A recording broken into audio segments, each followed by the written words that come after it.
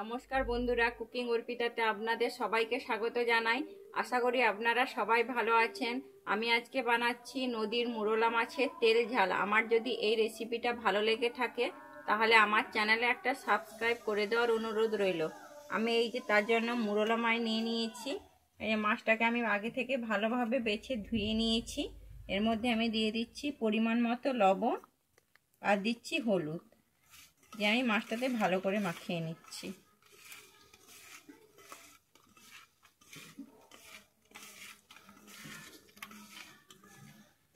আমার মাছটা নুন হলুদ মাখানো হয়ে গেছে। আমি মাছটাকে এবারে 10 মিনিটের জন্য রেখে দিচ্ছি।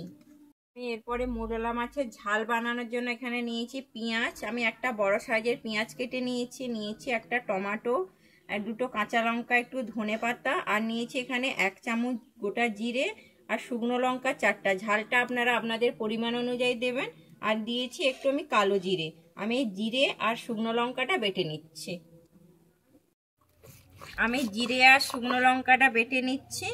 বাটা মশলার একটা টেস্টই আলাদা, তাই আমি মশলাটা বেটেই করব। আপনারা যদি চান গুঁড়োতেও করতে পারেন।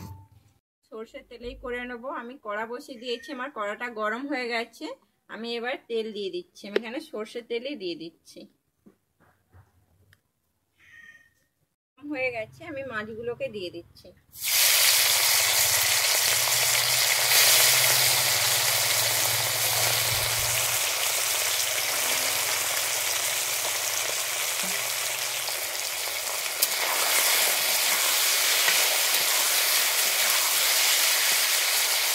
আমি এইভাবে মাছটাকে ভেজে নেব। আমি বেশি কড়া করে মাছটা ভাজবো না, হালকা করে আমি ভেজে নেব। এটা এক পাশ ভাজা হয়ে গেছে, আমি উল্টে দিচ্ছি মাছটাকে।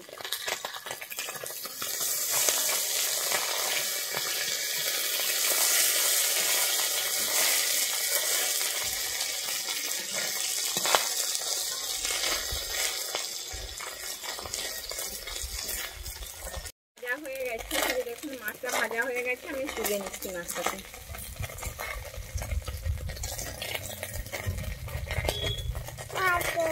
তেলের মধ্যে আর একটু তেল দিয়ে দিচ্ছি।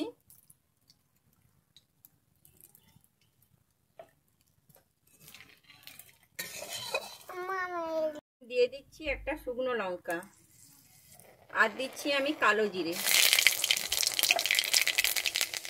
আমি এবারে দিয়ে দিচ্ছি কুচানো পেঁয়াজটা।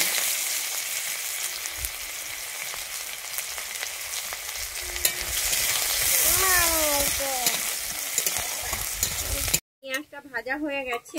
আমি এর মধ্যে দিয়ে দিচ্ছি একটা টমেটো।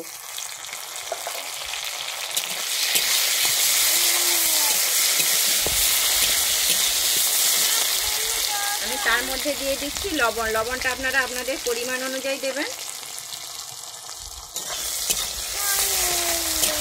আর এর মধ্যে দিয়ে দিচ্ছি হলুদ গুঁড়ো।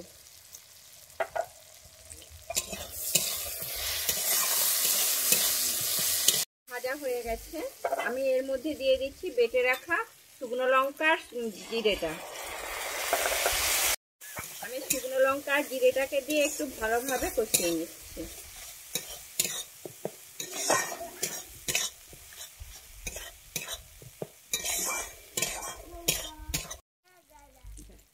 আমার লঙ্কা আর জিরেটা কষানো হয়ে গেছে। এর মধ্যে আমি একটু বাটি ধুয়ে জল দিয়ে দিচ্ছি।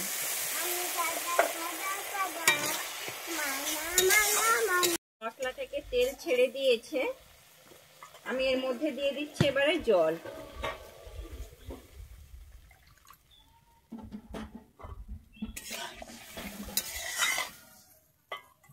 এর মধ্যে আমি দিয়ে দিচ্ছি দুটো চেরা কাঁচা, আর দিচ্ছি কুচানো ধনেপাতাটা।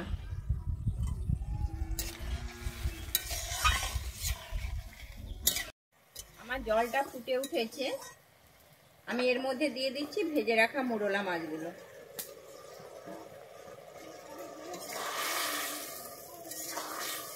দিয়ে আমি 1 মিনিটের জন্য ফুটিয়ে নিচ্ছি।